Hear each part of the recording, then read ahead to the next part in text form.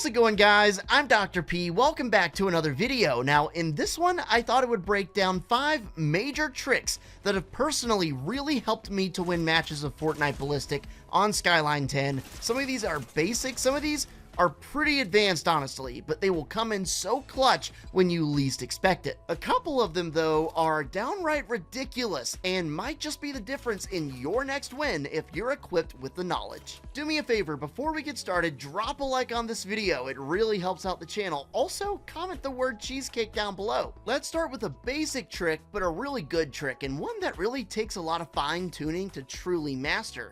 So everyone knows you want to get headshots. That's where you should be aiming. You should always aim to the head and try to get the headshot. It's the easiest direct way to get the kill.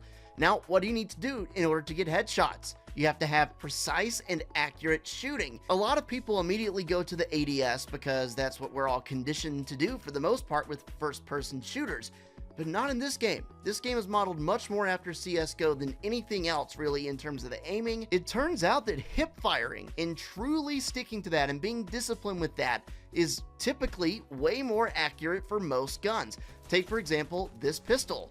Dang, that's pretty amazing. Take, for example, this AR, the Striker. Amazing. But being able to be disciplined and hip fire when you know your weapon is more accurate doing that is something that will go a long way. All the instincts kick in and they tell me to ADS, but it is not as accurate as hip firing for a lot of these weapons. Just try it for one game. Tell yourself you're not gonna ADS and try and get some kills, and before you know it, you'll be used to it. Next, let's talk about flex gadgets. So everybody can pick one of several flex gadgets before you go into the game. Normally, you can hold only 2 at one time. But if you're in the buy phase before a round starts, you're actually able to buy as many of them as you want.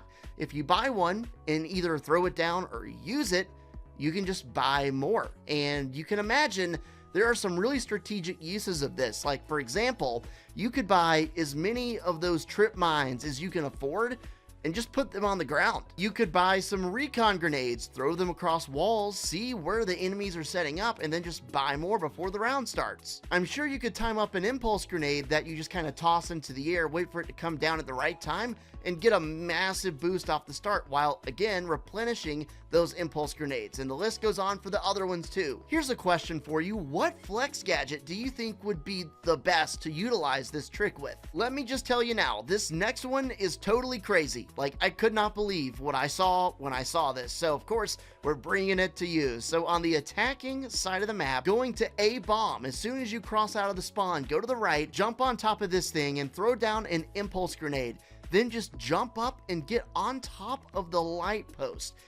There is no way anybody is looking there. Why do they need to look there? I've only seen one person in game doing this, but I would never look there. As you can see, this guy right here was absolutely clueless. Both of these guys were just clueless when I was up there. Like, I was right pretty much in their field of view, and they just don't detect me. This is such a great defensive spot and even a really good choke spot on offense. One word of advice when throwing down the impulse grenade is you don't want to be like right up beside the light post. I learned that the hard way. You have to back up a little bit before like you throw the impulse grenade down in the first place, and then once you start doing that, you get up pretty easy. If you're ever in a situation where you're planting the bomb at A, always plant the bomb on the back side of the crate directly in the middle at this precise spot.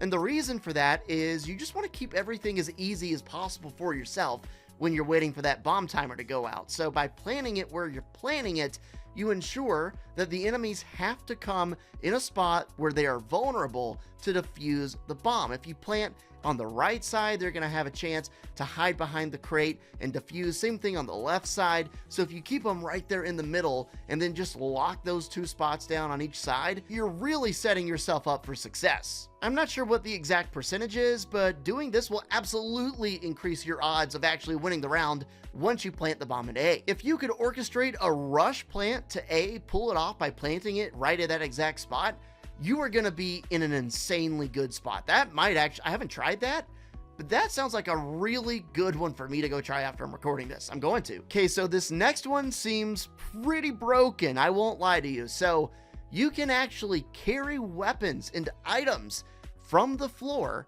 with you to the next round, including the pistol round. All you have to do is pay attention to the timer at the top of the screen.